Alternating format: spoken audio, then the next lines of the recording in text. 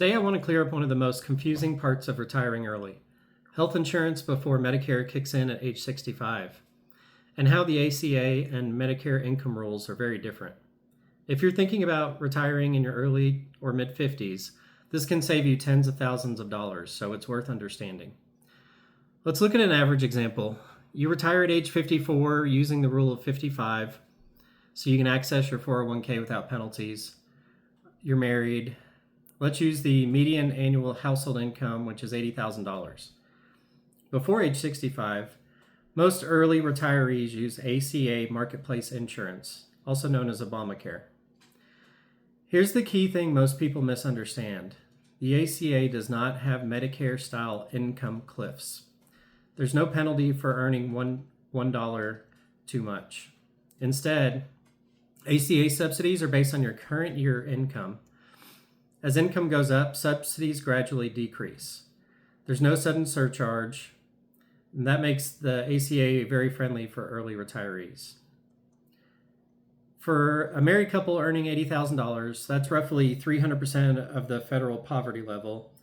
The ACA caps how much you pay for the benchmark plan. In plain English, you'll typically pay about 6 to 8% of your income for health insurance with the ACA. So for $80,000, times 6 to 8%, so roughly $400 to $550 per month total. That covers both spouses. And this is for the silver plan, not the bare bones insurance. Without subsidies, that same coverage might cost $1,600 to $2,000 per month or more. Now here's something that surprises people. Where you live can change your ACA costs by hundreds of dollars per month, even with the same income and the same age. That's because healthcare prices vary by state. Insurance competition varies, and some states regulate their markets better than others. Let me give you broad real-world ranges. Some examples like New Hampshire, Minnesota, Maryland, Virginia, and Indiana are considered lower-cost ACA states. There's more competition there, and they have lower underlying healthcare costs, meaning there's more healthy people in the state than sicker older people. And typical ACA budget at $80,000 income is about $300 to $450 per month for a married couple in those states. And then you have mid-cost states. Those would be examples like Kansas, Mississippi, Texas, South Dakota, Illinois. They're pretty average. Their budget for an $80,000 income would typically run between $400 and $600 per month for a married couple. And then there's higher cost states like Vermont, Wyoming, West Virginia, Alaska, and Connecticut. There's fewer insurers in those states, higher hospital pricing, and they tend to have an older, sicker population. A typical ACA budget at $80,000 for those kind of states could run between $600 and $900 a month. So you see there's quite a bit of difference between what state you live in. The income rules are the same everywhere, but the starting price matters. It's interesting to me that New Hampshire is the cheapest on average at $325 per month, and their neighbor Vermont is the highest at $1,300 per month. That's a $12,000 per year difference, and that's just money you're flushing down the drain. You know how insurance works. Once you turn 65, you switch from ACA to Medicare, and the rules change completely. Medicare has a surcharge for higher income, and it uses a 2-year look back. The income limits are $106,000 for an individual and $212,000 for a married couple.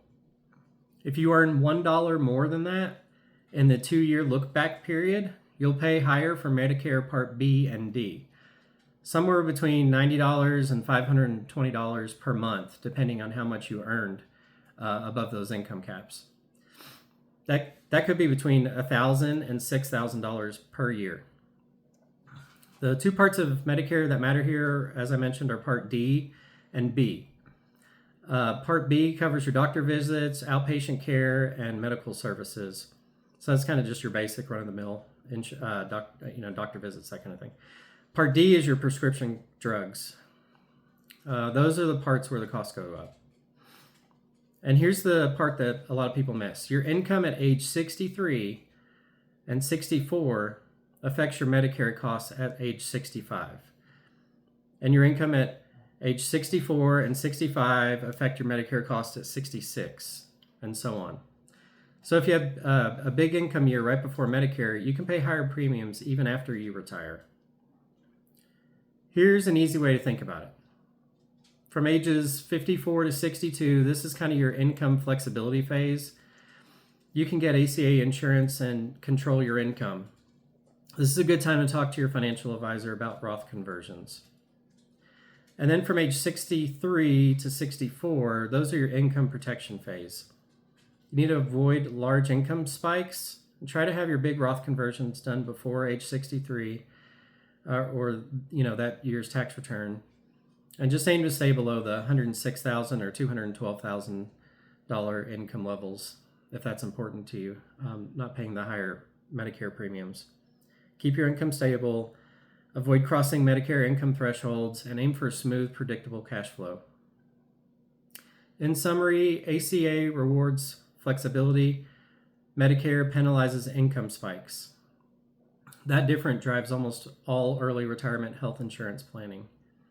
If you're planning to retire in your mid-50s, ACA coverage is not something to fear. Handled correctly, it can be surprisingly affordable, give you years of tax planning flexibility, and help you avoid costly Medicare mistakes later.